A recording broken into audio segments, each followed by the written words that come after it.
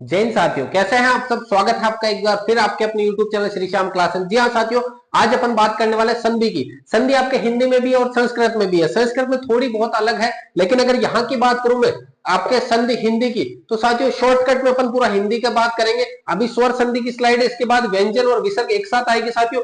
ज्यादातर सवाल आने के चांस साथियों यहीं से है, यहीं से अपने स्वर संधि से बनते हैं सवाल।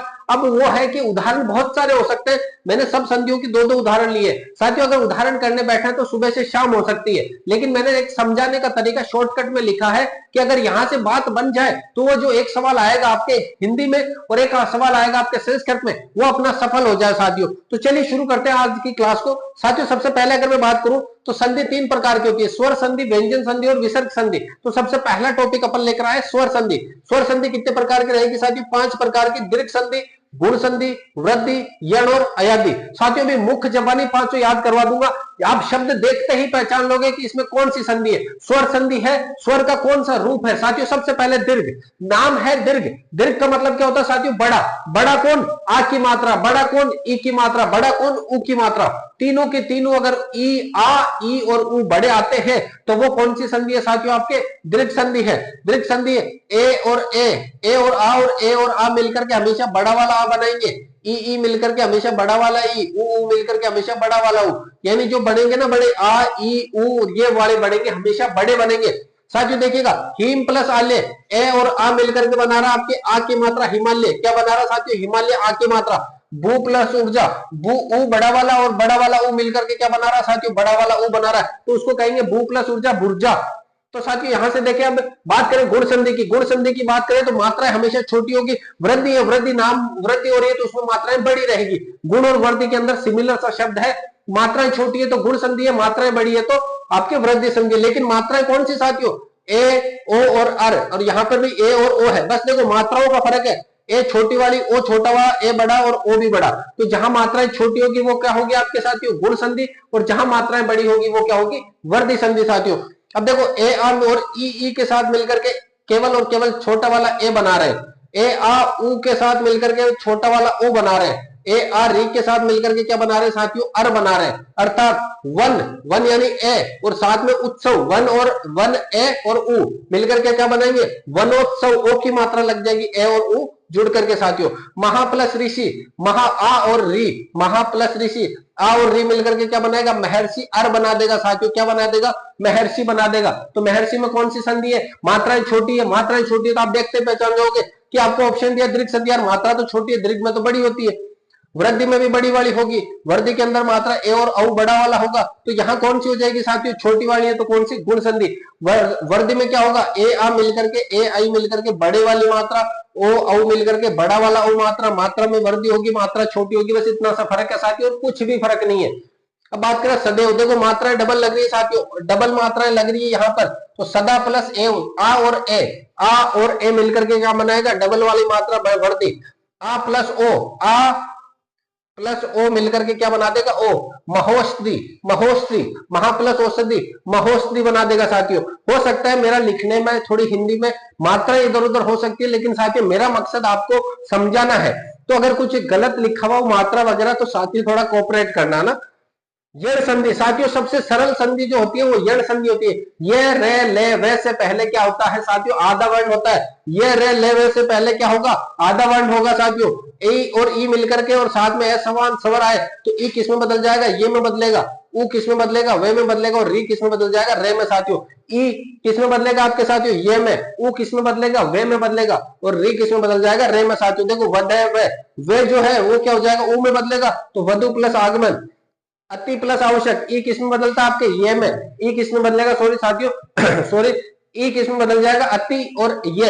ई किस में बदलता है साथियों? ये में बदल जाएगा। और वह किस में बदलता है साथियों? ऊ में बदल जाएगा। इतना सा ध्यान रखना। अयादी संधि और भी सरल है। आई आई, औ आओ, आई आई, औ आओ, ये अगर आते हैं शब्द में तो वो कौन सी अयादी संधि है साथियों? स्वर संधि का मतलब भी क्या है? सिर्फ और सिर्फ स्वर। ए आ ई ऊ ए आई ओ औ और री, इनमें जो चेंज होता है ना वो स्वर संधि के। व्यंजन में मतलब के, खे, गेड़ है, सब में चेंज होता है। स्वर संधि में क्या होगा? सिर्फ और सिर्फ इसमें चेंज होगा साथियों। अयादी की अगर बात करें तो ए के साथ अगर ए समान स्वर है तो ए का हो जाएगा आई। बड़े वाले के साथ आए तो आई, ओ के साथ औ, बड़े वाले ओ के साथ आ हो जाएगा साथियों। तो क्या हो जाएगा, सिंपल सा है, ए का आई, ए का आई, ओ का औ और ओ का आ हो जाएगा साथियों। तो इसको क्या कहेंगे, नयन का ने प्लस अन। नाविक का क्या हो जाएगा, नाविक। देखो आव है, आव का क्या हो जाएगा, ओ, आव का क्या हो जाएगा, ओ हो जाएगा, डबल वाली मात्रा, ओ प्लस इक। नयन आई है, आई का क्या हो जाएगा साथियों, सिंगल वाली मात्रा, ने प्लस अन। तो इस प्रकार से अपन स्वर संधि को छोड़कर संधि, देखो एक बार वापस देखो, पांचों के पांचों नॉर्मल सा है। दीर्घ संधि मात्राएं बड़ी, सॉरी दीर्घ संधि में क्या होगा, शब्द बड़े होंगे, स्वर जो है बड़े हो जाएंगे। आ, ई और आ, ई और उ जो है तीनों के तीनों बड़े होंगे दीर्घ संधि में। गुण संधि में मात्राएं क्या होगी, छोटी होगी। ए की और ओ की, ए और ओ की मात्रा क्या होगी, छोटी होगी। जबकि वृद्धि में मात्राएं वृद्धि हो जाती है। ये लेवल से पहले अगर आधा वर्ण आता है तो वो यड़ संधि होती है, यह किस में बदल जाता है, ई में। वह किस में बदल जाएगा, ऊ में बदल जाएगा। और री वाली मात्रा रे में। अयादी संधि आई, आई, औ, आओ, आई, आई, औ, आओ। अब आई किस में होगा, छोटे वाले आई से आई और ओ से औ हो जाएगा साथियों। तो ये अपने कौन सी स्लाइड थी सर साथियों, स्वर संधि की। इसके बाद अपन बात करते हैं जस्ट विसर्ग संधि के प्रमुख नियमों की, और उसके आधार पर अपन कोशिश करेंगे कि पूरी संधि को अपन 10 से 15 मिनट की क्लास में पूरा कर सके साथियों। तो साथियों अब स्वर संधि के बाद में शॉर्ट एंड स्वीट तरीके से बात करते हैं व्यंजन संधि की। साथियों थोड़ा हो सकता है व्यंजन संधि के 10 नियम जो है उसमें से हो सकता है कि आपको कुछ समझने में दिक्कत हो, लेकिन साथियों मैंने पूरी कोशिश करी है शॉर्ट से इस एक पूरी स्लाइड में इधर व्यंजन और इधर विसर्ग संधि आपके सामने लेकर के आने की कोशिश करिए साथियों। साथियों अगर क्लास पसंद आती है तो वीडियो को लाइक जरूर करना है, और अगर कोई कमी लग रही है तो साथियों बताना भी जरूर है। अब इतनी शॉर्ट क्लासेस में हो सकता है थोड़ा सा साथियों अपन ने उदाहरण कम लिए हैं, उदाहरण एक एक लिया मैंने हर नियम का साथियों। तो पहला नियम ये कहता है कि जो फर्स्ट वर्ण होता है कै, चे, डे, ते, पे, उसको तीसरे वर्ण में बदलना आपको। षडानंद देखो शेड, डे को किसमें बदल दिया, शट प्लस आनंद, शट प्लस आनंद को शेड, टे को किसमें बदल दिया, तीसरे में, टे को किसमें बदल दिया साथियों, डे में बदल दिया, पहले नियम के अनुसार। दूसरा नियम ये कहता है कि पहला जो कै, चे, डे, ते, पे है उसके बाद में अगर कोई पांचों वर्ण है इसी का पांचों वर्ण है तो वो किसमें बदल जाएगा साथियों, पूरे पांचों वर्ण में बदल जाएगा। जैसे कि देखो शे, टे से टमाटर वाला उसके साथ में है पांचवा वर्ण, उसके साथ में पांचवा वर्ण है साथियों, मैं पांचवा वर्ण है तो ये इसी के पांचों में, टे के ही पांचों में बदल जाएगा, नए में बदल जाएगा साथियों। तीसरा नियम क्या कहता है, ते प्लस चे, छे हो, टे के साथ में क्या हो, चे और छे हो तो ये किसमें बदल जाएगा, चे में। टे के साथ में अगर जे और जे हो तो किसमें बदल जाएगा, जे में। टे के साथ में टे और ठे हो तो किस में बदलेगा, टे में। टे के साथ डे और ढे हो तो यानी कि डे में। साथियों बस इतना सा कहने का मतलब है इस नियम का कि टे के साथ में अगर जो सेकंड और थर्ड शब्द आते हैं, पहले और तीसरे वर्ण आते हैं तो ये पहले वर्ण में बदल जाता है साथियों। किस में बदल जाएगा, पहले वर्ण में। तो देखो ऊत, टे के साथ में जे आ रहा है, टे के साथ में जे आ रहा है तो ये किस में बदलेगा, इसी के जे में पूरे में बदल जाएगा, इसी में जे में बदल जाएगा साथियों। यहाँ पे देखिए नियम ये अगला कहता है ते और दे साथ में हो उसके आगे शे जुड़ा हो तो ये किस में बदलेगा, चे और शे में बदलेगा। साथियों ये ज्यादा से ज्यादा अपन उदाहरण करेंगे ना, और उदाहरण जब करेंगे तो कोशिश करेंगे आप जब उदाहरण करने बैठो, मैं तो क्या करूं, मैंने तो एक एक उदाहरण बताया साथियों, अपने पास इतना टाइम नहीं कि ज्यादा विस्तार से अध्ययन कर सके साथियों। वरना अगर विस्तार से अध्ययन करते 10-15 उदाहरण अपन लेवे तो आराम से समझ आ सकती है साथियों, लेकिन इतना टाइम नहीं, एक एक उदाहरण में बता रहा हूं आपको। किताब से इसके क्या करने, इन नियमों के अंतर्गत क्या करने हैं आपको, पूरे के पूरे उदाहरण तैयार करने साथियों। पूरे के पूरे ये पीडीएफ में आपको अपने टेलीग्राम चैनल पर भेज दूंगा। व्हाट्सएप नंबर भी है मेरे, कॉन्टेक्ट शायद अभी हटा दिए मैंने, व्हाट्सएप नंबर डिस्क्रिप्शन में दिख रहे होंगे या नीचे स्लाइड में दिख रहे होंगे, वहां आप मैसेज करना, ये स्लाइड आपको भेज दी जाएगी साथियों।